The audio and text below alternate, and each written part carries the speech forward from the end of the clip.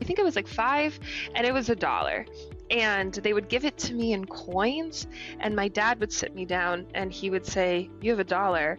But then what he would do is he would take the coins and he would say, "Okay, so this amount is going into college. This amount is going to be donated to charity. This amount has to go into investment." And we were doing that when I was young, like maybe 4 or 5.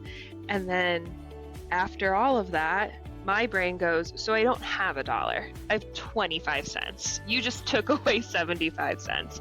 And those are the memories that I have. My dad has openly talked about it. We talk about it all the time.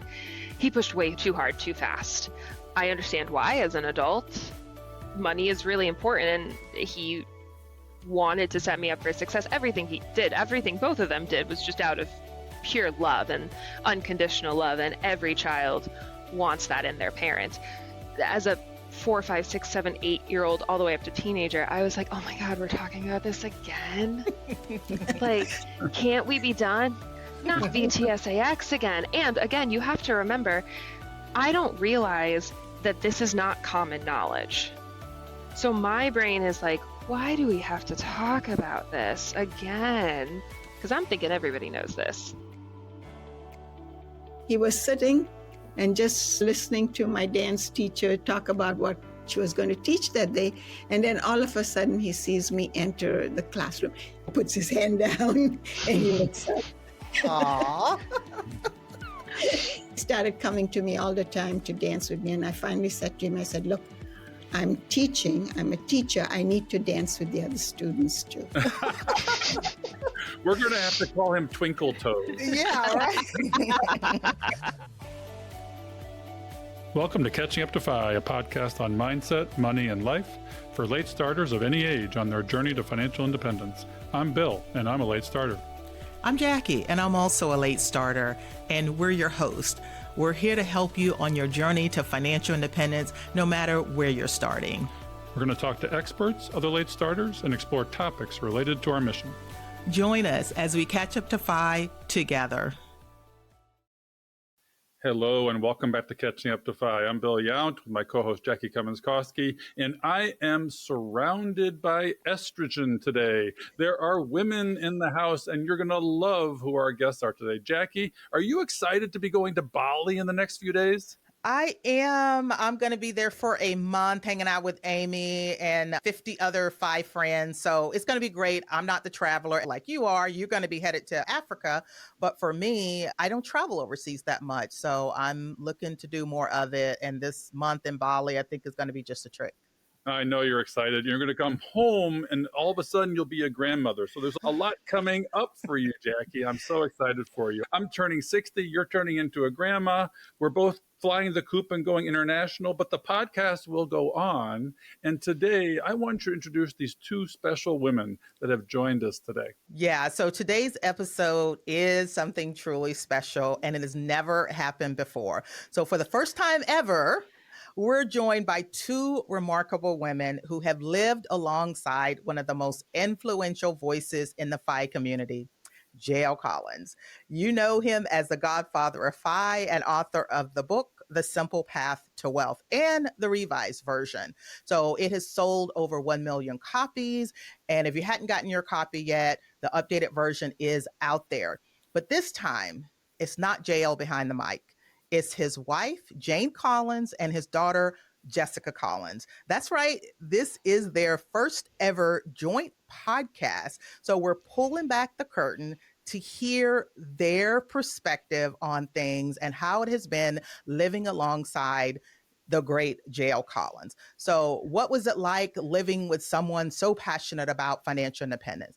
How did his philosophy shape their lives, their voices, and their own views on wealth and freedom? So this isn't just a conversation about finance. It's about family, legacy, and the ripple effects of good financial education in a household. You're about to hear a side of the story that's never been told before. So let's dive in. Jane and Jessica Collins, welcome to Catching Up to Fi. Thank you so much for having us. Yeah, this is special. I don't think my wife, no, I know for certain that she would never come on a podcast. So Jane, kudos to you. I think this may be your first one. You are a strong woman, and I'm going to have to use your example to help my wife sometimes come on and tell her story. Because stories are where we learn the most important lessons, right, Jackie? Yeah. So why don't we get a brief introduction of each of them? Jane, we did get a chance to chat with you a little bit, and you were telling us some funny stories about your time with JL. But what I took away from that is that you had such a strong money upbringing yourself, and you were very savvy. So tell us about your early days in learning about money, and where are you from originally? And then tell us a little bit about your money story.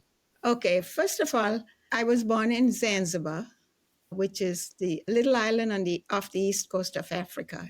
It's now part of Tanganyika and it's called Tanzania. And my dad used to work for the British government. So every time he came home with his paycheck, he would give us money, like pocket money. And we were 4 siblings, my older brother, my older sister, myself, and my younger brother. And we had to save that until next month because then he would give us some more money. But I never used to spend my money, never. And my siblings always called me a miser, but that's fine, you know. And my older brother would come to me and he would say, "Hey, Jane, do you have any money? Because I need to borrow some." And I say, "Sure, but you pay me 25% when you pay me back."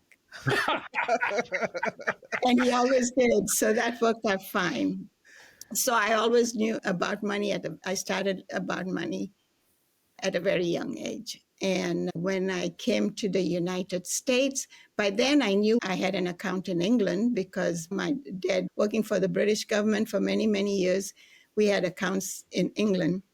And when I came to the United States and I decided to stay over here, I had not realized how much money I had collected in England.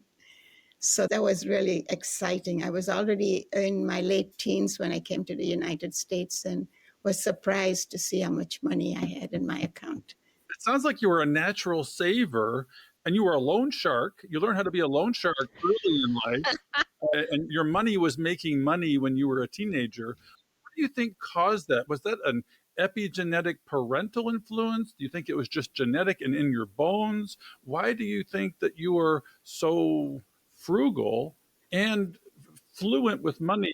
Don't know. I guess because I could make 25% every time I loaned my brother money. See, I don't know if I would even know that was a thing. And Jessica, I saw you laughing at that. So are you familiar with this story? Mom told me the story before, and I know, and it never occurred to me to ask, were you saving up for anything? Because Bill asks you a really good question of like, where did this come from? Did you have a goal of like, well, if your sibling gives you more money, then you get to be able to buy whatever this thing is earlier? Did you have a goal, or were you just... No, because there was no goal in Zanzibar until you finished high school and, maybe get a car or something like that. But we didn't drive anywhere because you didn't need a car. You just walked everywhere. So I really don't know. So I also worked in a bank when I finished high school and I went to the mainland. So I worked in the bank for many years. So I knew about money there too. So it all helped. Yeah, I feel like you had such an instinct. And so, Jessica, I'm going to kick it to you. So you had JL Collins in your entire life, obviously. That was dad. But so did you have similar instincts like your mom about money? And maybe we know a little bit more of where that might have come from. But did you kind of have the instinct with him infusing all of this financial education? No. I no. No. It's kind of an interesting question because can you have an instinct when something has just been ingrained in you for as long as you can remember? I mean, I never had a part of me that was doing what my mom wanted to do, which was try to get interest, but I also never had somebody trying to borrow money from me. I'm an only child. So I don't think I ever had an instinct about money or finances. And at the same time, can you even have the instinct when this was something that my parents were talking to me about, like quite literally when I was way too young to even understand these concepts? So no. How young were you? Just maybe either mom or dad teaching you about money, like the earliest thought of what stuck with you. Okay, so I'm not being hyperbolic when I say for as long as I can remember. And it was always my dad. I think we can get into this a little bit later if you want, but there were always things that I observed from both of my parents and especially my mom. But my dad was always the one that sat me down and we were having the conversations. And I mean, my earliest memory, so how old are you when you have an early memory, like 3 or 4, is they would still be getting paper bank statements and paper statements around like Vanguard investments, and my dad sitting me down and being like, this is what a dividend is, this is what VTSAX is, this is what interest is. And then also I would have an allowance that started pretty young. I want to say, I think my dad said, I think, Mom, you would remember, I think it was like 5 and it was $1. And they would give it to me in coins. And my dad would sit me down and he would say, you have $1. But then what he would do is he would take the coins and he would say, okay, so this amount is going into college. This amount is going to be donated to charity. This amount has to go into investment. And we were doing that when I was young, like maybe 4 or 5. And then after all of that, my brain goes, so I don't have $1. I have 25 cents. You just took away 75 cents. And those are the memories that I have as far as the earliest memories that I have around these type of conversations. So that's interesting. He would give you the dollar, but it was kind of like an Indian giver. He would take back 75 cents and say, this is going everywhere else. And this 25 cents is all you really get to buy that candy that you really want. Is that how it works? Yeah, I had no concept of what he was doing. He knew what he was doing, but I was like, I don't have $1. Like, I have the leftover. Do you think he was age appropriate? You have to understand, I was lecture daddy in my family. I was always trying to tell my kids, this is what you do, this is what you do, this is what you do. And they didn't want to hear it. And by the same token, as a late starter, I was modeling being very spendy. I was not modeling saving or partitioning this money. I got $1 and I spent $1, maybe then some. Maybe the typical American, you spent more. You took on debt. You took out a loan from Jane Collins, paying 25%. And I was in the hole as a child. The Bank of Jane Collins. So Jessica has that memory with her dad. When she's 5 or so, were you guys sort of on the same page with what you were teaching her? Or did you have other like money ideas and little things that you did to make an impression on Jessica while she was younger? I think we had the same ideas. The only thing that I can remember when Jessica was younger is she saw the way I used to spend money, and I think that made an impression on her. Most of the folks, the town that we lived in as she was growing up, a lot of them spent a lot of money on expensive things. And for me, because the way I was raised, that doesn't mean anything to me. So I would buy just what I need. And she got to see that. It's not that I wanted a $100 coat at that time. I could get along with the $20 coat. Why do I need a $100 coat? So she saw all that. But that's the way it was. You modeled spending for her. Jessica, as we grow older, we learn to compare with our siblings that you didn't have, but other friends.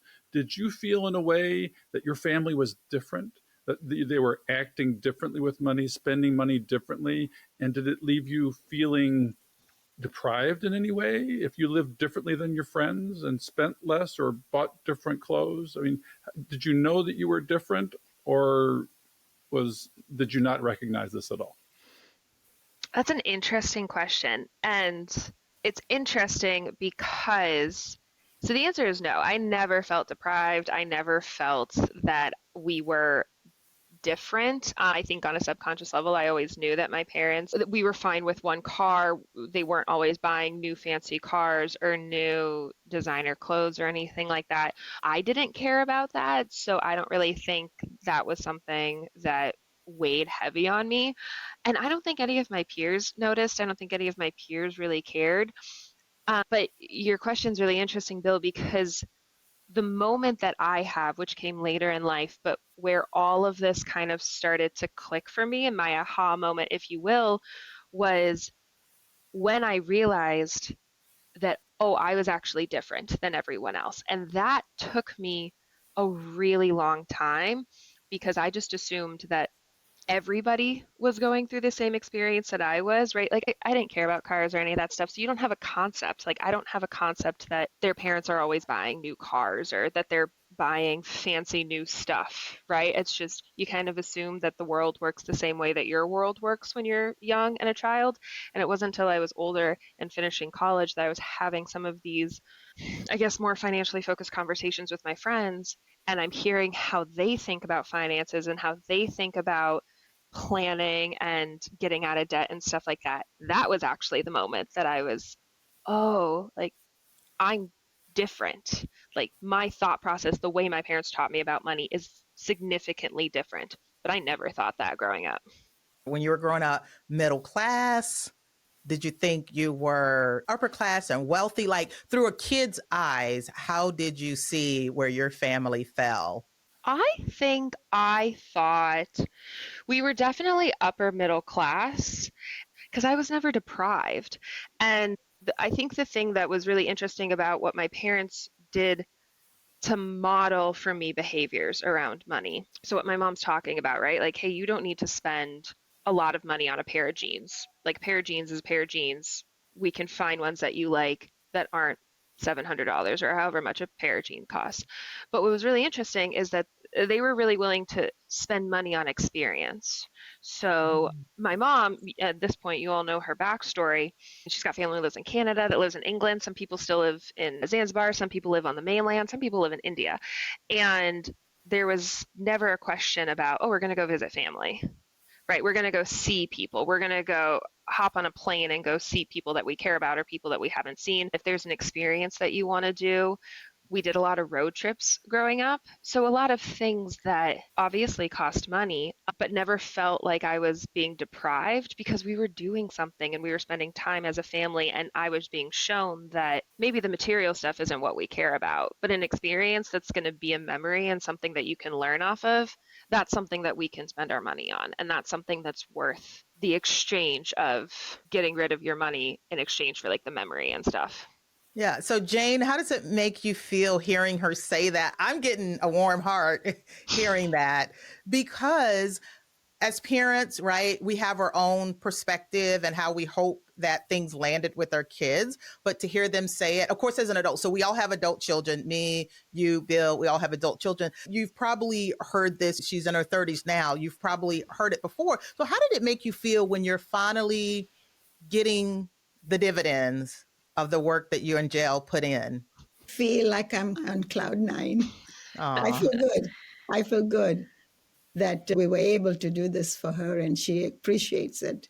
Was it always unicorns and rainbows, or does she push back against some of your frugal behaviors? Really, honestly, Come on, let's be honest. I don't get the sense that Jess is necessarily that easy to bring up here. There had to have been times where it wasn't so easy being a frugal, financial, literate mom and dad. Bill's asking the hard questions. I know. And the only thing that comes up to my mind is when she had gone to a 16-year-old birthday party with a friend of hers. And then I went to pick them up and the two of them walk out of the party. And Jessica tells me, did you see what she got for her 16th birthday? And I said, what? But there were two. A sports car. Yeah. And probably saying that she can get a sports car, so can I. And I said, don't even think about it. And I looked at her friend and I said, don't even think if your parents are going to get you one too. Yeah, that's true. How did your parents handle the first car situation? That is a big purchase. Turning 16, it's almost a rite of passage in the United States somehow. And a lot of kids earn, scrape, and save to buy their first car. Some parents hand them a BMW on a plate. What was the first car experience like for you? Yeah, I didn't get one. So let me be very clear. My parents said no to me a lot growing up. Like I heard no a lot. And it's because I was a kid. Like I was influenced by everything around me. I wanted the fancy stuff. I asked and they said no. Now, to be fair, there was a lot of stuff they said yes to, right? I was able to, they let me play the sports that I wanted to play, could hang out with my friends, all that stuff. But yeah, there was definitely times I wanted fancy clothes and Mom was like, absolutely not. But the car situation, so this is actually a funny story. If next time you talk to my dad, hear his perspective. I really wanted a car and I campaigned for a car really, really hard. And I remember I took him out to lunch. Like I had offered, I was like, I'm going to take you out to lunch. And I had put together, I guess it was kind of a PowerPoint. And to be honest, I don't really even remember what it consisted of, but I put a lot of work into it. And I was like, this is why you need to buy me a car. And according to him, I was very convincing. And according to him, I was very impressive. And he was like, no, I'm not going to get you a car. Like he said, no, I didn't need one. There was just 3 of us living, and they were both very willing to let me borrow the car whenever I wanted. And they were right about that. If I needed the car to go to practice or if I wanted to go hang out with friends, as long as they didn't need the car, they were very willing to let me use it. And no, I never got a car. I've never had a car in my life until about a month ago. Wow. I got my first car. Yeah. Tell us about that story. So it's not really even a story. It was that my partner had a car and it was giving him just like a lot of problems. And he's very knowledgeable with cars, like very mechanically driven. And it was just giving him a headache and one thing after the other. And my parents kind of split their time between Florida and Wisconsin, and they just happened to have a car down in Florida, and it just kind of worked out for everyone where I was like, well, I'll buy the car from you because we live in a situation right now where we do need a car, and our car was just not working, and I said, I'll buy it from you. And so that's what I did. And that's the first time I've ever had a car. So now I have a car in my name, and I'm 33. So you're 33 years old, and you're probably the oldest person in America to get their first car. All because they wouldn't buy it for me when I was 16. And don't forget about where you live. You got a lot of New Yorkers that may not have one. I don't know if you noticed this, Bill, but it seems like I would say a little older than my daughter's age. So she's in her 30s. They just don't seem as excited about getting a car or getting their driver's license. When I was younger, oh my God, the day I turned 16, I wanted my driver's license. But I see a lot of people that are just don't, with Uber and Lyft and all of the ride sharing. I don't know that it's as a big deal today, because obviously you were an adult, so you could have gotten a car if you wanted to once you were done with college, right? So, well, first of all, I was thrilled to get my driver's license. I was so excited for all of the reasons that we all probably remember, right? The feeling of independence, you're an adult, Right. everything's romanticized. But you're also 100% correct. By the time I was in the real world, and I'd also spent some time outside of the US, so even less of a reason to have a car. But then when I was solidly back home in the US, I'm living in these cities and there's Uber and there's some public transit depending on, yeah, I didn't need it. So Jessica, you said there was 2 things at that birthday party. There were 2 cars. She got 2 cars. She got a sports car and a Hummer. She got a winter car and a summer car. Oh, you're blowing my mind right now. Okay, I thought it was some other gift. So she got 2 cars for her birthday. Oh, wow. She got 2 cars and we walked out and I was like, she can have 2 cars. Why can't I have one? Yeah, her parents are probably still paying off the car, whatever. That's so funny. So I think your perspective here is so important. As parents, we talk about things and what we want to instill in our kids, but to hear your voice and how that translated into what you have going on now, to me is very important, because a lot of our audience are late starters. And sometimes they'll say, it's just too late for me. And I think they forget about the impact of whatever changes they make that it might have on their kids or other younger people that they're influencing. So clearly the way that your parents were, it flowed into developing who you are today. Your voice is very important here. And I'm like listening very attentively. Well, what's funny is JL talks about how in some ways he was the frustrated and frustrating financially literate dad trying to teach high-level financial things to a child that maybe wasn't as interested. And then his whole book came out of the fact that he wanted to write letters to you in a blog so that someday you might read them and more passively take them in. Did you feel like you were being force-fed finance for breakfast? Oh, 1,000%. My dad has openly talked about it. We talk about it all the time. He pushed way too hard, too fast. I understand why as an adult. Money is really important, and he wanted to set me up for success. Everything he did, everything both of them did was just out of pure love and unconditional love, and every child wants that in their parent. As a 4, 5, 6, 7, 8-year-old all the way up to teenager, I was like, oh my God, we're talking about this again. Like, can't we be done? Not VTSAX again. And again, you have to remember, I don't realize that this is not common knowledge. So my brain is like, why do we have to talk about this again? Because I'm thinking everybody knows this. So Jessica, can you piece the timeline together for us for just a second? So Jail started the blog in 2011. And how old were you in 2011? So 2011, I graduated high school and started college in 2010. So 2011, what does that make you, like 19? So he was talking about this stuff to you before he ever started the blog. And I think he has said this before. He realized that he was doing too much and he needed an outlet for this. So since you weren't listening to him, which is exactly how I feel about my daughter, he decided to create the blog as an outlet for him so that it will live there forever. And he's doing this for free. You're done with high school. What point did you read the blog, or did you ever read the blog? No. No, I never. I read the book though, and I've read the book multiple times, but I didn't read the blog. And because I was in college, and he'd be like, "Hey, I wrote this blog post about this," and then as the blog started to gain momentum and popularity, and he became known for things like "Why Your House Is a Terrible Investment" and the stock series, he'd be like, "Wink, wink, nudge, nudge. I have this series on stocks in case you're interested." And I was like, nah, I don't want to do this. I was like, Dad, I'm an adult now. We don't need to have these conversations. Right. You're like, I'm grown now. I don't need that right now. When the student is ready, they will come. As you know, a lot of people started reading that blog and then he turned it into the book. So you were an adult. I don't know why I was thinking you were still like in the household and all of that. I guess he was talking to you about it, but he just didn't put it in the form of a blog. Jane, was there ever anything that JL did where he went too far and you said, no, that's too much? Was there anything? When she was young and he was trying to get her to listen to finances, I would say to him, she's probably taking it all in. Just give her time, because at that stage, who wants to hear about that? So, Right. yeah. Yep. As she got older, it was different. She's watching you because you got the interest rate thing down. It doesn't sound like exactly interest was working for you. Between the two of you, and it takes two to tango here, right? And you guys actually met in a dance class, if I'm not mistaken, when I say tango.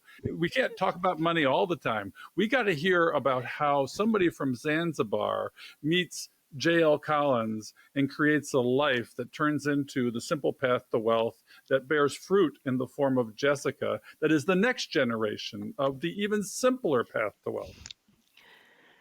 So, when I first came to the United States, I was in Chicago, and my brother went to school in Massachusetts, and I lived with my sister in Chicago. So when he finished his education in Massachusetts, he came back to Chicago. And by then, my mom was already here. So the three of us, my younger brother, myself, and my mom, lived in an apartment. And there was nothing to do. And then we found out about this dance classes at the YMCA.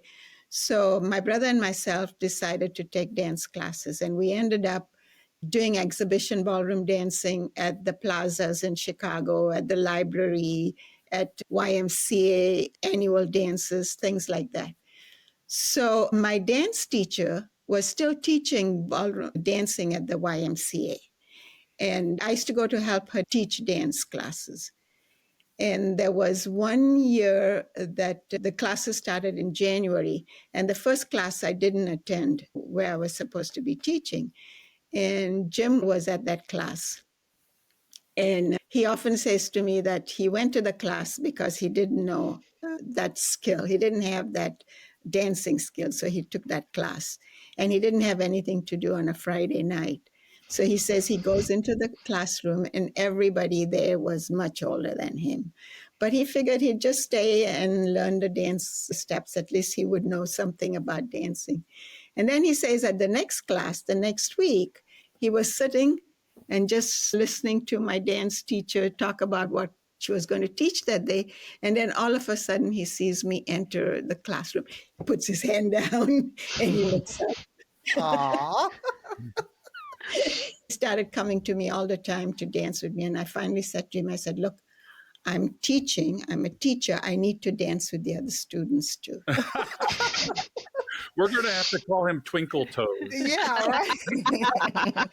So, Jane, were you attracted to him? So clearly he was attractive to you. You were jaw-dropping. Were you at first as interested in him as he was interested in you? Not at first, but every class I went to, he would ask me to go out. In the way we were raised, we just don't go out with somebody that my parents didn't know. And after many times of him asking me, I went to my dance teacher, and her name was Mayfine. I said, Mayfine, do you know that guy over there? And she said, yes. I said, he's been bugging me to go out with him. And so she said to me, he's a really nice guy. Why don't you? So I figured, okay, this is good. Then I can go back to my mom. And my mom was a seamstress, and she used to sew for Mayfine. So I went home and I said to my mom, I said, there's the gentleman in Mayfine's class who's been asking me to go out. And Mayfine said, he's a good guy. And my mom says, okay. These stories are just precious. And these aren't stories that you'll read in The Simple Path to Wealth.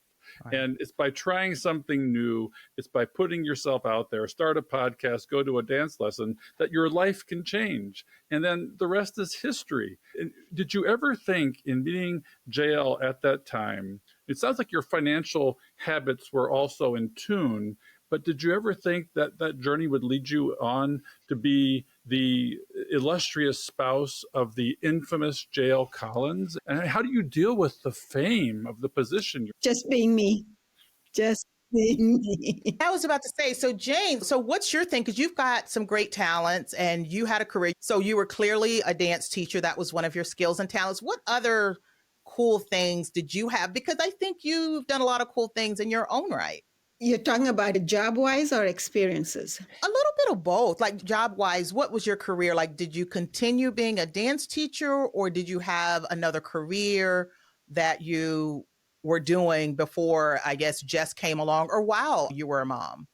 When I was going to school, I worked for a company just next to the school that I used to go to. And that was really a job that I would never take again. We would go in there, whoever the students were that were taking this job, and we had to sit at desks and we had to stuff envelopes. We couldn't talk to each other.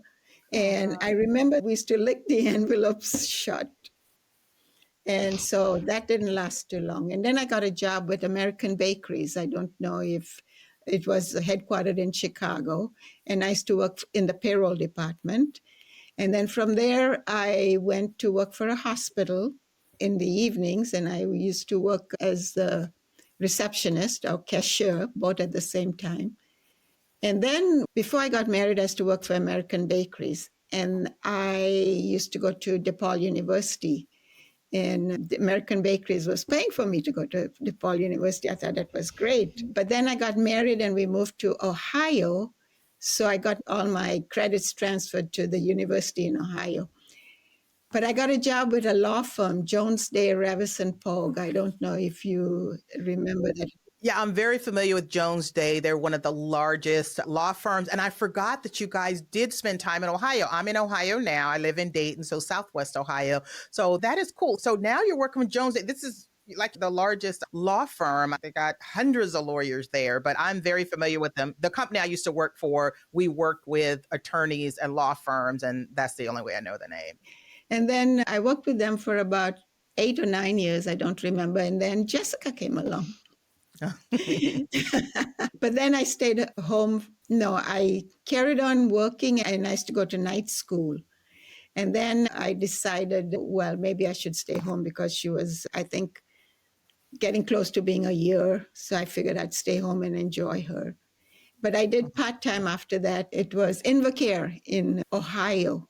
I don't know if you know Invacare. It was out in one of the eastern towns. And I can't remember what it was. Yeah.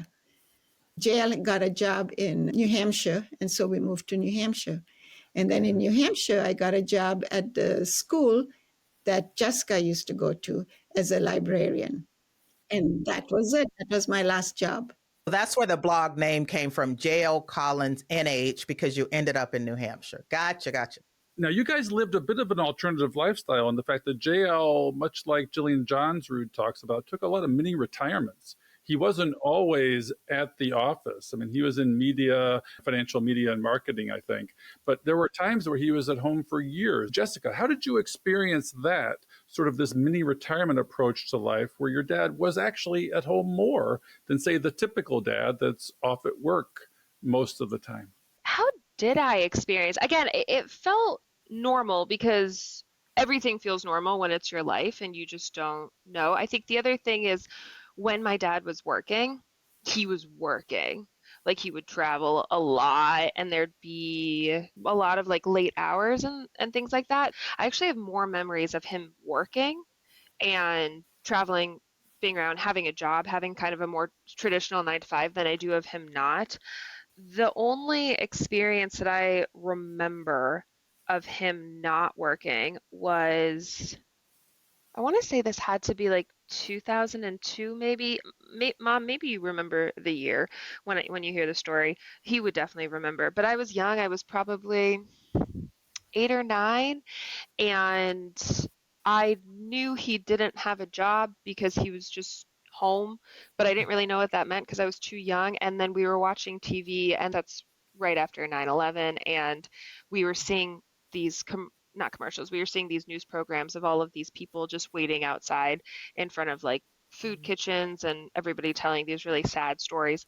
And I remember being worried that that was going to be us because he didn't have a job. And he tells a story sometimes of me looking over at him and saying like, Daddy, are we poor? And that was a moment for him of like, this is why financial independence is so important, because there were things going on in the world that could have been devastating. He didn't have a job, but things were okay in our world. Now, of course, I didn't understand that, but that's the only memory I have of him not working and me being actually worried that that was a bad thing. Most of my life, though, I have memories of him having a more traditional 9 to 5 type of life. Well, that's interesting because we had a show, a similar thing, where the child asked the parent, Mommy, are we poor? Or are we in trouble? And she said, no, we're never poor as long as we have each other, a roof over our heads, food on the table, clothes on our backs. We're never poor. And insecurity and scarcity run rampant. But financial independence is such a powerful tool. And you've learned that. I mean, honestly, Jess, I think I heard that you might be FI. Is that true? Yeah. So I quit my big girl job. I call it big girl job, but every job is a big girl job. But my corporate America grinding job, I quit that last September. So it'll be a year in, what is it, a couple of days? Yeah, because I mean, as we all know, FI is something that's always fluctuating and the number is always different and it kind of depends on what's going on in your life. So I'm FI right now for the moment. I mean, I still work. I work at 3 gyms now still because I've been able to be more into fitness now than I was able to when I had that job. But yeah, it felt great. It felt really great to pull that trigger. Wow. Congratulations. That is so awesome. I get a big smile on my face when I hear people say, I gave up the big corporate job. So what was your career before you left corporate America? Yeah, I was in tech sales. So I worked for a tech company and we were selling software to businesses.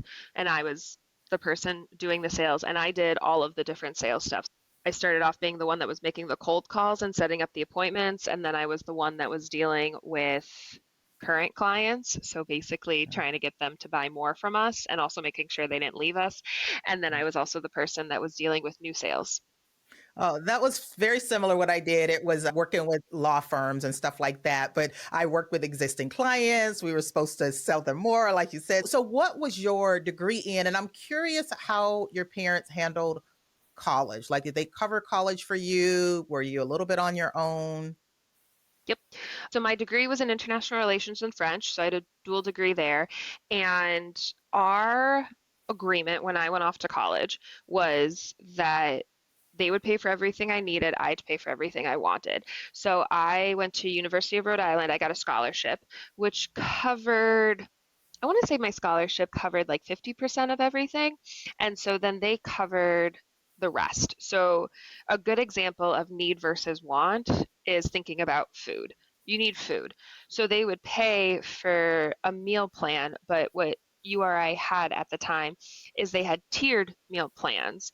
And I don't remember what made it different, but they bought me the most basic meal plan because that would allow me to get food every day of the week, multiple times, and that was all I needed. And if I wanted a fancier meal plan, don't remember what that looked like, that was on me. If I wanted to go out to dinner with friends, I had to pay for it. If I needed to buy shoes, that was on me. But if I needed books, they were willing to help step in. So everything that I needed, they were willing to cover it. Everything that I wanted, that had to come onto me. So were you working throughout college? Yeah, every time I was home for the summer and like breaks, I was a waitress at one place and I was a hostess at the other. So I would have two jobs when I was home. And then when I was at school, I had a job on campus working at like a library, like in our library tech area.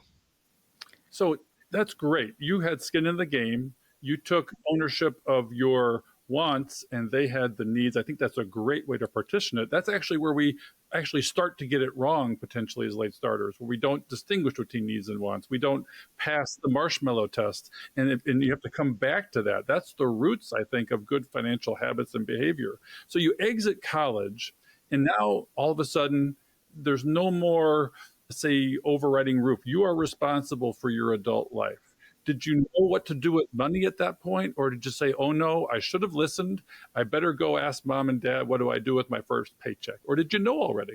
I think I knew. So I also had an interesting story after college because I immediately did AmeriCorps and then immediately did Peace Corps. So the idea of a paycheck was a little bit limited because we were getting stipend. So what I had was I was making only enough money to cover the bases. But what I knew subconsciously is that because I didn't really spend a lot in college. So all this money that I was making from these jobs, I was just saving it because my expenses were so low because I wasn't doing anything crazy. So I had a little bit of investments, they were growing, and I knew that I wasn't going to touch that. Like I just knew in my brain, and it was probably from my parents and actually my dad drilling into me, but you're not touching that. That is for the long run. Once it's in, and you don't touch it. So what I knew is doing these two things, AmeriCorps and Peace Corps, which spanned the first 4.5 years of my life after college, was, okay, we're getting paid to have the bare minimum when it comes to just what you can buy in life, but we're going to make it work because we are absolutely not touching anything that we have saved. I didn't save anything during those 4 years, but I didn't touch anything that I had made. So did you start your investing journey in high school when you had all these jobs through high school and or college? I mean, since you had a gap, say, you weren't spending everything that you earned, like say I did when I was a kid. Were you investing at that point in VTSAX and chill? Is that the philosophy you followed? Yep, at that time in my life, I'll be honest, I don't even think I really understood it, but I was doing it because that's technically what I had been doing my whole life. The only thing that changed was the sum of money because you go from, if you remember, the dollar bill where everything's getting divvied up. Well, now my allowance gets a little bit bigger. I'm also babysitting. I started babysitting when I was in middle school, and I did that all through high school. And then you have these big girl jobs that are paying you larger. So the mentality had stuck with me of, well, when you get a paycheck, you have to divvy it up. And there's certain ways to think about how you want to divvy it up. But that's regardless of whether you're getting $1 or $5 or $1,000. And that stuck with me. So I was investing during college and then just kind of let it ride. And I do remember, now that we're talking about it, I do remember having conversations with my parents, and a lot of the conversations as I was getting older did morph into things like, well, you're going to ebb and flow with your income. That's just normal. And that's part of the beauty of having investments, is that you'll be able to ebb and flow. But the big thing is your lifestyle is going to ebb and flow based off of your income, because you're not going to touch whatever you've been investing. So if you make a certain amount of money, your goal is to make sure that that's what you live within, and that's your means. And try to save as much as you can. But for that time in my life, our conversations were like, well, if you can't save, that's okay. You've been saving, just don't touch it. And when you can start contributing to it, make sure you contribute. Wow, Jane, she sounds almost like JL now. Listen to that. Been hanging out with him too much. I love it because you're saying that you didn't do everything perfect. It sounds like, if I counted it correctly, 4 years that you didn't contribute anything to a Yep. retirement account. But what you had, you continued to let it grow. And our lives are flexible. You know, we live variable lives, things change. And you're like, that was okay because you had a nest egg that you had started. And that alone continuing to grow is going to give you some peace of mind. I'm wondering, did you ever have any debt? Obviously, no car payment. No, I've never had any debt. So, Jane, did you and JL have any debt, like a home where you had debt on it, or a car or anything? No. Wow. I think that's a superpower right there. I grew up pretty poor, but the one thing my dad instilled in us was not having debt. And I think I didn't realize for a long time how powerful that was, to not have the debt to have to worry about. But a lot of people obviously struggle with that. So that was obviously a big help as well. Yeah, huge. What we're learning here today is there are some fundamental principles. We talk about the dollar and the 4 quarters. That is an emotional memory. And Jane, you and JL instilled into her brain that was tough to swallow back then, but it translated into, okay, this is how I partition a paycheck. And what I love too is that you gave of yourself and your time. When you weren't saving, you were giving so greatly in the AmeriCorps and Peace Corps. I didn't know that journey. I didn't know that it was a 4-year journey. So kudos to you for doing that. Yeah. That has to have been an influence a little bit from your mom, I would think. Yes, I mean, from both of them. Going back to, we're going to spend money on experiences, both of them are very well traveled. And I think one thing that they instilled in me, which has nothing to do with finances, is to not be afraid of the world that we live in. Caveat, be cautious, right? Let's not be free and loose. Like, let's be aware of our surroundings and be respectful of cultures when you visit a new place and be on your toes. But they never taught me to be aware of something, or to be scared of the world that we live in, or to be weary of new cultures or different people. And they were very willing. I'll be honest, my dad had a moment where he was like, really, you're going to spend all this time not making any money? Like, your 20s is when you should be grinding it out and really putting towards FU money. Both of them were like, go do it. Go live your life. Go have a huge adventure. And if you fall, we'll catch you, but we support you. So, and I think that was huge for both of them and probably really scary for them, but they kind of let me do what I wanted to do. Yeah. Yeah, I mean, what a gift, because here I am. I don't ever say my age, but I'm in my 50s. Most people can do the math, but I am just now traveling internationally. And I mentioned this trip to Bali for 30 days. That is a big deal for me. And I have a little anxiety around it. I do wish that I would have maybe done a little bit more of that, but we live life. So that's a huge gift that you have, where they're like, go do your thing. We'll catch you if you fall. And I feel like mentally that is a big deal, and such an honor to have, to know that you've got somewhere to fall. So that's cool that they gave that to you. So let me ask you this. Were you doing your fitness stuff when you were working your corporate job? Yeah. So what was the decision maker? Like, what happened that made you say, you know what, I'm done with corporate America. I'm going to do my fitness stuff because this is what I love? So I never liked sales. Unfortunately, I was very good at it. I'm so grateful to sales because it put me in the financial position to pull the trigger and walk away, right? I mean, there were some really great money making years there, and I'm grateful for that. And I was good at it, so I was able to add a little extra dollar signs there. But I never really liked it. And I had a company that I was working for, and there was just a lot of issues with it. There was a lot of things that I didn't like about how it was being run. There was a lot of changes that I didn't like.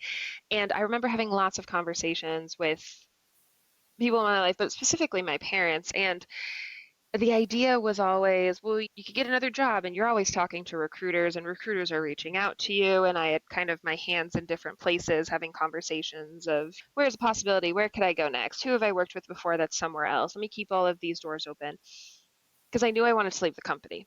But at the same time, I kept having this moment of, okay, well, there's a lot of issues with this company, but I've worked at other companies before doing the same thing, and I didn't like it. So at some point, I'm the problem. And I had this moment where I was like, wait a second, why am I doing this? I can either walk away, and originally I was going to give myself 6 months. I was like, I can either walk away right now and really feel the value of this FU money, or I've been told my whole life is this really beautiful, wonderful thing to have, and I can use it, or I can go somewhere else and hope that maybe the grass is greener, but then also be doing something that I don't love. And I just pulled the trigger. And I said, I'm going to give myself 6 months. I feel confident in my work ethic and the reputation that I've built, and the people who I have in my back corner who would vouch for me, to take 6 months and just see what that feels like. And my plan was not to go into fitness. My plan was just to see what happened. And then slowly spots opened up at gyms. And then I got a reputation here, and then people would reach out, and I would do this. And here we are almost a year later, and now I work at 3 different gyms. And I don't think I would ever go back. As a parent, I have to ask Jane, were you afraid when she hit this corporate wall of, I need to do something else? Or did you know that she had FU money and that she would be okay because you had put really solid foundation under her and a good head on her shoulders? But I would have had an anxious moment as a parent if my child decided to leave the traditional workplace. No, I didn't have any anxious moments. I knew she would be able to do what she wants to do because she proved that to us a long time ago. And so I had a lot of faith in her. And if it had come to the point where she was not able to do anything to survive on what she had come up with, then we would be there to help her. But other than that, she had our blessing. Was Dad anxious about it? I don't think so. I feel like he was. I feel like I kind of am remembering he was. I remember having conversations with him. I remember Mom was like, go do whatever you want, you're fine. I think my dad always had in his brain, he's so interesting because we had a conversation once where he was like, why would you not want to work? Why would you not want to make money? And he had a really successful sales career and he loved it. And so I think there was that interesting mental gymnastics, I think, going on between both of us, where he has lived his whole life working to make money, being aggressive, having this great career that he liked, also telling me all about financial independence and FU money. And then I get there and I want to move on it. And he's like, whoa, whoa, whoa, whoa, whoa, whoa, whoa, whoa. But like, have a job, have a career. And I remember us having conversations of like, but remember that I thought this was the whole point. And also, I'm sure I'm not going to never work again. I have a memory of him being a little bit apprehensive about this choice for me. He came around, but yeah. And it seems like the choices worked out pretty well. I mean, you are finding your way. I'm thrilled. I'm thrilled. Yeah. And did you ever think you would end up in this? I mean, do you consider yourself in some ways retired from corporate America at the age of 33? Or is just this another chapter and you don't know what the next chapter is going to be? Retired from corporate America, yes. But it's interesting because corporate America is huge and I was in a very small part of it. So never say never. I could definitely go back to corporate America and maybe in a different capacity. Do I think I'll ever go back to tech sales the way it was before? Probably not. When you were in your quote unquote high income years in the 24 to 32 or whatever phase that was, save 50% of the dollar bill partitioning. Is that what was ingrained into you? Yeah, so I was saving more than 50%. I was saving like 70%. And what it was like you are living below your means. And so that's all I was doing. And what was really interesting about this is, Jackie, you were in sales before, and Bill, this might actually speak to you as well.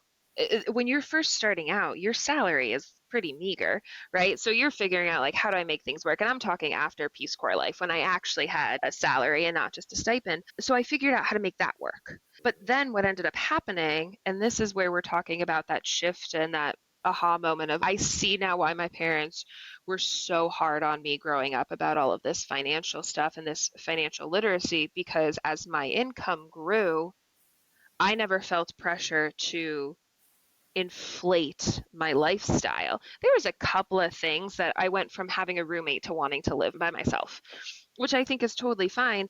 But rather than go find the most house or the most apartment that I could rent, I found a pretty small 1 bedroom, 1 bath that was in a location that I felt safe in, and it was well within my means.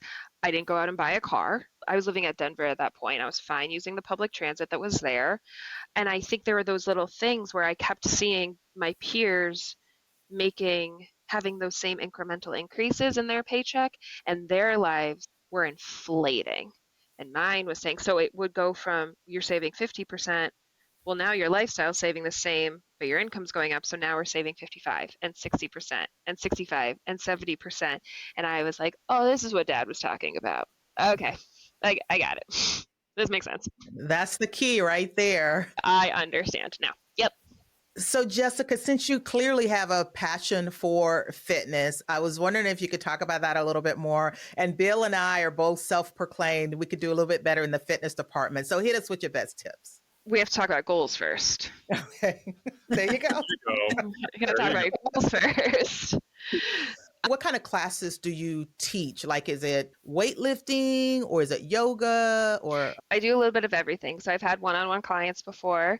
I teach strength, I teach kickboxing, I teach dance, I teach barre.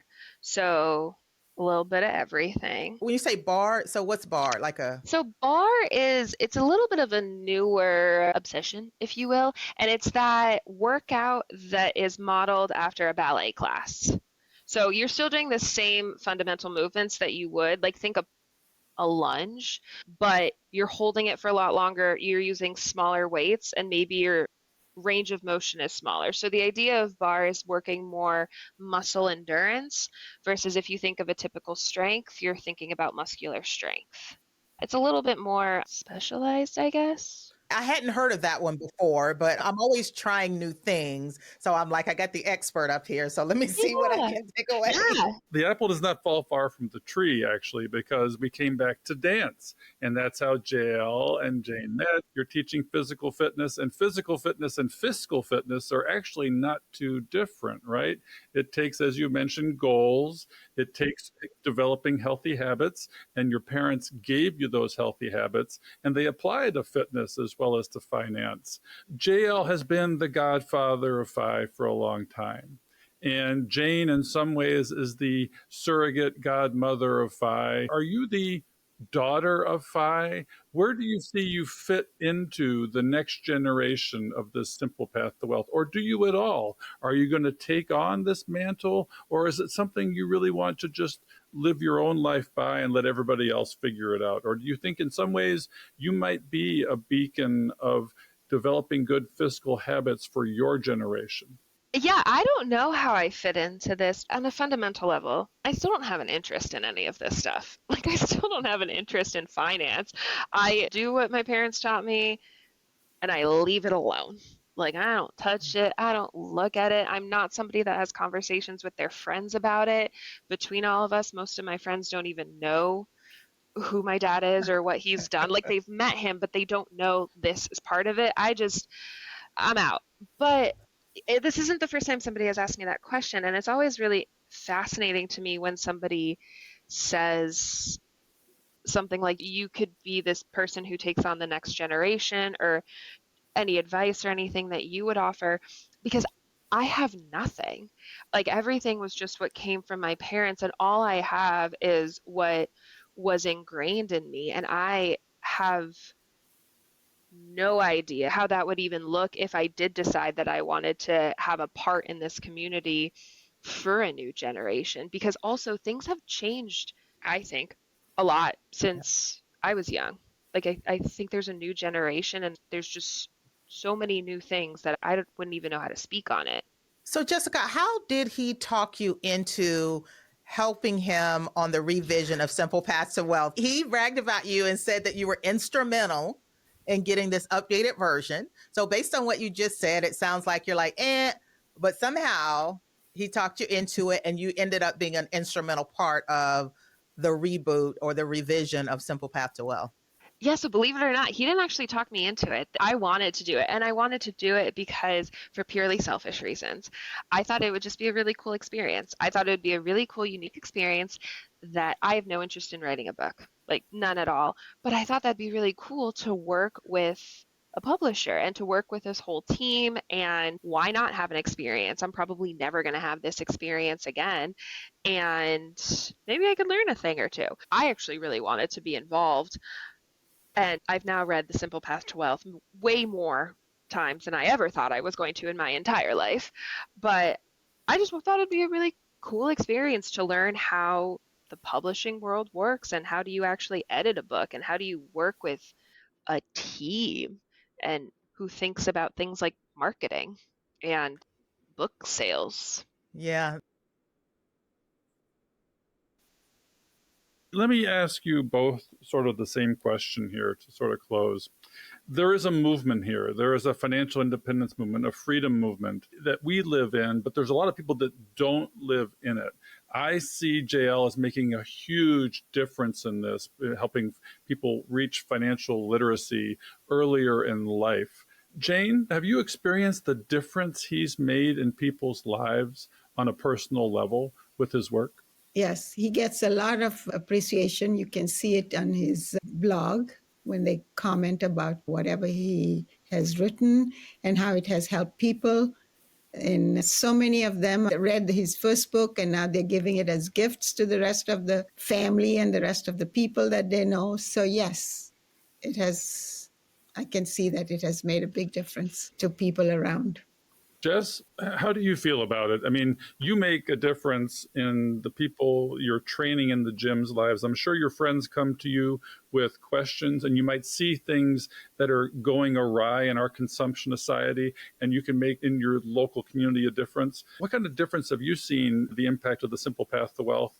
And what more do we need to do to bring others into the fold? So the difference that I've seen is huge, and you can tell just by having conversations with people, right? If you go to anything that is fire related and you just have these conversations, you hear people's stories. My dad actually has an entire book called Pathfinders where it's just people's stories and how they discovered the fire movement and where they are. Yeah, there we go. Shout out. Also my favorite cover too. I love that cover. But it is so inspiring. And I think a lot of times people hear about this and they have this idea that you have to be this engineer who makes 200K and that's the only way you can do it. You can achieve fire. And there are stories in there about people who are teachers. And everyone in the US knows that teachers don't get paid nearly enough given that all that they do, right? We severely underpay them. And there are stories about they become financially independent. So we know the value, and it's incredible when I hear stories from people, and I'm always immensely proud of what my dad's created, and I'm just proud of him for everything that he's accomplished. Your question of what do we have to do to bring more people in, I think that's a societal change. I don't think this is ever going to become mainstream because I think too many people would have to make too many drastic changes for it to become mainstream. And candidly, I don't think people really want to. I think people get really worried about deprivation. We have a debt problem. I think we have a burnout culture that people compensate that by saying, well, I deserve this because I work so hard. And you've got people that are working stupid hours every week. And therefore, that means, well, I might as well enjoy my money because I don't get to enjoy my life. I don't know how we bring more people in because I don't know how we combat all of that. And maybe more education, maybe more financial literacy, maybe giving every person on this planet a copy of my dad's book. I still don't even think that would. I don't even think that would do it. Maybe some people it would resonate with, but I mean, that's sad in a way, but I think we talked about needs and wants. The word that keeps coming to my mind with regards to your dad's book is how do we define the term enough? And it seems to me that at a young stage of your life, you've figured out what enough is. I think Jane knows what enough is. Would each of you be willing to tell us how you might wrap your heads or help people wrap their heads around what does enough mean? Or how does that help us to know what enough is? I can go first. I think if we're going to have a conversation about what it means to be enough, not to get philosophical, but I do think people need to take a really hard look at themselves and at what makes them happy. Because I think enough means you have enough, meaning your car gets you from point A to point B, and it's not the fanciest thing. You have enough house, meaning you have space to live, you have space to move around, but it's not bigger than you need.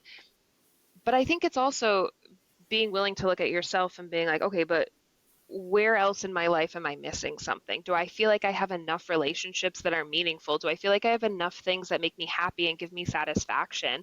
I think there does have to be a lot of willingness to look at yourself and look at your life and kind of pick apart what's actually missing, because if we do drill down to things like, well, maybe I don't have enough in my life that's giving me satisfaction, that's giving me happiness. And maybe that just comes from how you spend your day. You want to be outside more, but you can't because you're working. I don't have enough relationships that give me love and meaning and support. Well, then suddenly enough becomes probably a lot bigger in the material sense. I don't know if that made any sense, but that's where my brain goes. I love your thoughts, and I want to hear Jane's too. But the one word you did not mention money. Everything you talked about had nothing to do with money. And that's a great way to describe enough. Jane, what are your thoughts on enough?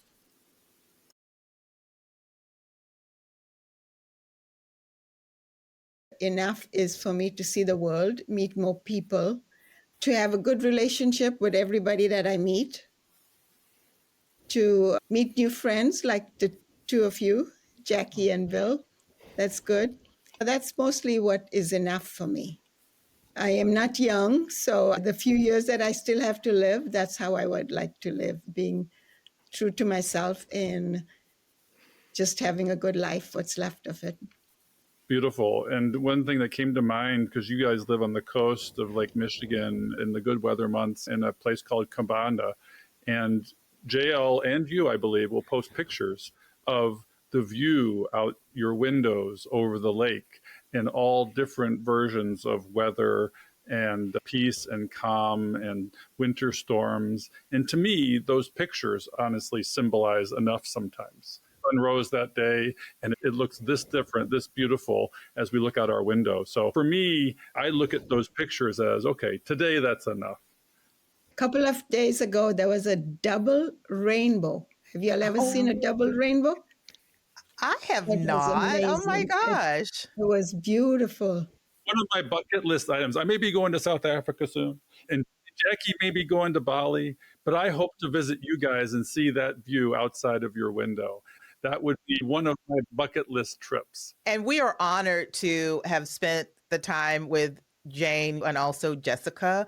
We obviously have a lot of respect for J.L. Collins, and he's a very, very popular guy. But we know that the people around him, the people closest to him, like you guys, just to hear your perspective is huge. And I know that our audience is going to get so much value from listening to your voices and just speaking genuinely and transparently about your takeaways and the way you saw things, which in some cases is quite different than what we've ever heard from J.L. Collins himself. So we want to thank you for that.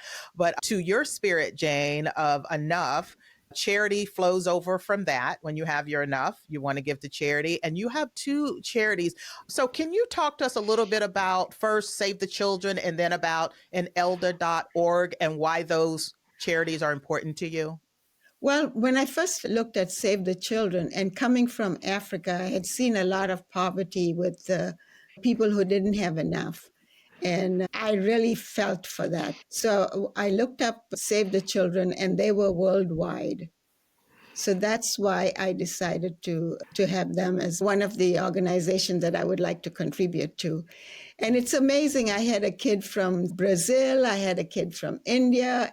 I had a kid from Africa, and they would all write to me, and it was so wonderful. So, and the Philippines too. I had 2 kids from the Philippines. So it ended up until they were old enough to go to school and be on their own. Then they gave me a different kid. So this was going on for many years. I still do it now, and Jessica does it now too, but I don't know who they gave it to, which is fine because there are lots of kids all over the world. That's fine, as long as I know it's going to a good place. And then Adopt an Elder is where there is an organization that goes to the Native American elders and help them with things that they need, or some of them need groceries. There's an organization within this elder people that do knitting, they do bedspreads and stuff like that, and then they kind of sell it on, and the money goes to them. So that's really nice to see that they take the time to go and be with the elders who don't have anybody to come and visit them. Well, thank you for giving us a little bit more about those charities. We will drop those in the show notes, and anyone that's interested in supporting those, please do so. It's just so nice to hear why they're important to you and giving us a little bit more information about it. So, Bill, you want to close us out here? This has been a conversation about values. It's been a conversation about relationships. We talk a lot about money, but money is a tool that allows us to give. And these charities are important to Jessica and Jane. I'm glad we can promote them. And why do we do all this? We don't do this just to get to a number. We do this to get to a point where we can give back of our money, of our time. Jess is doing this as she goes. I mean, she's taking time out from life to think about it differently, do it differently. And I admire that. We all make an impact in our own way. And I think today, Jane and Jessica have made an impact in our community of late starters. So I want to thank them both from the bottom of my heart for joining us today on Catching Up to Phi. Thank you for having us. Thank you so much. This was fun. So, Bill, as you know, we cannot do this show without our amazing staff and the people that help us put this on. Our social media maven is Diana Falk, and our editor is Fritz Brazard. We love them, and they keep us going. Yeah, Jackie, I mean, this show wouldn't have the quality it has without our folks, our peeps. And we'd also like to give you a few calls to action for the show. We love our community, and we hope you love us back. If you would like to support the show and our mission to help late starters, you can do that at Buy Me a Coffee, which is a platform that allows you to make a donation. The link is in the show notes and on the website. Check out the show notes for resources mentioned in today's show. Also, head on over to our website at catchinguptophi.com and check out our vetted resources, partners, and affiliates for discounts and their services, because we love sharing great deals. Please share the show with others and head on over to our Facebook community to help us grow. If you prefer video, head on over to YouTube and watch the show there. We hope you've enjoyed this episode of Catching Up to Phi. We would appreciate it if you could also leave us a 5-star review to help our message reach others. And while we are financial educators that love to teach, remember that our content is for general education and information purposes only. We are not providing financial, legal, or tax advice. Always do your own research or consult a professional before making important decisions.